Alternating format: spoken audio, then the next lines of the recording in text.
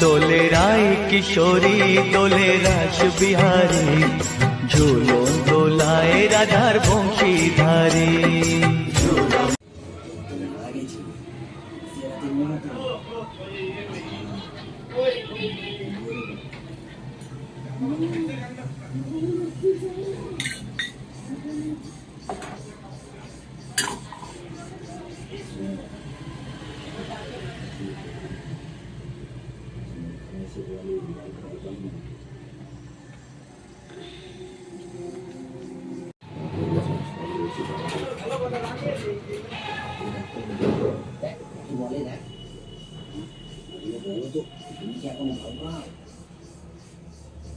না, আমি যেন ভয় পাই না।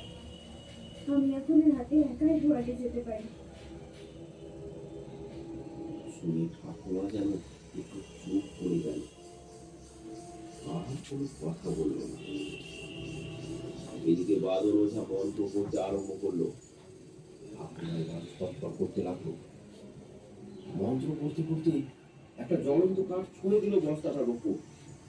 দাও দাও করে চলতে লাগলো বস্তাটা।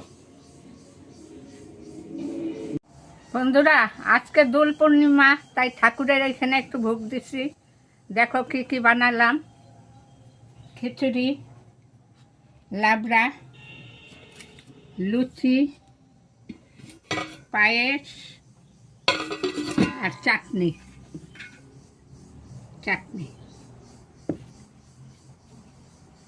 আজকে তাই দিয়ে ঠাকুরের ভোগ দিলাম।